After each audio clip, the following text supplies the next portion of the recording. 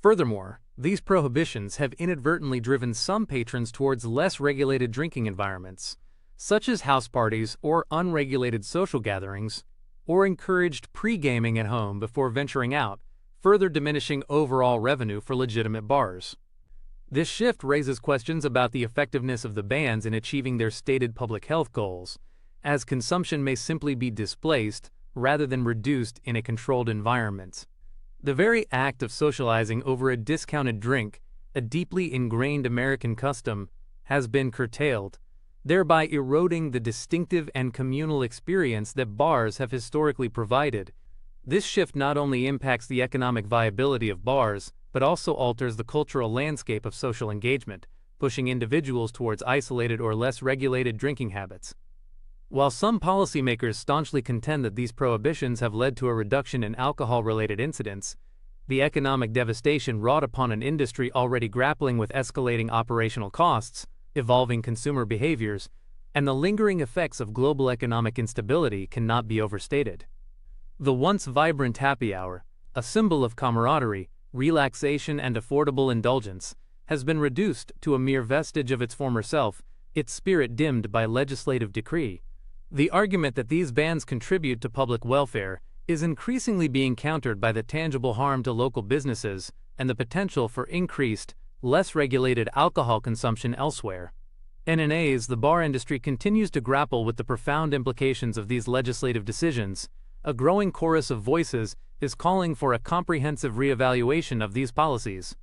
The aim is to strike a more equitable balance that both supports public welfare and safeguards the continued existence of this revered American institution.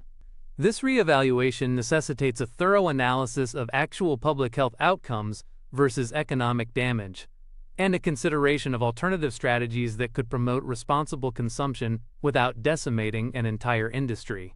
The trajectory of the bar industry, once so dynamic, integral to social life, and a cornerstone of local economies, now hangs precariously in the balance, its future uncertain, in the face of these transformative legal challenges. The call to action is clear. Policymakers must engage with industry stakeholders and communities to forge solutions that protect both public health and the vitality of local establishments. The happy hour ban's devastating impact on the bar industry and the cherished American tradition of happy hour, a symbol of camaraderie and value, has been severely hampered by a wave of state-level prohibitions on discounted alcohol specials. This legislative shift has cast a long shadow over the bar industry, raising a critical question: has the happy hour ban irrevocably signaled the demise of the local establishment? There is a resounding affirmative consensus among bar owners, industry experts, and a significant portion of the drinking public.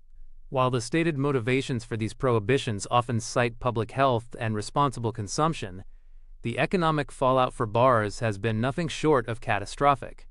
These bans have not only impacted the immediate financial health of these businesses, but have also initiated a ripple effect across local economies and community social structures.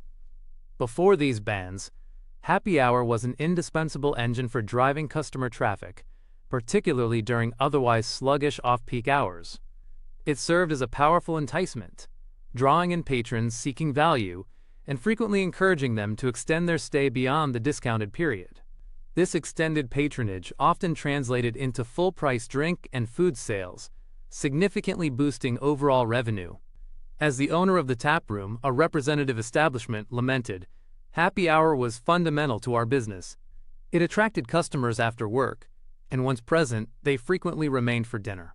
Now those early evening hours are devoid of activity, leaving our staff idle and our registers silent."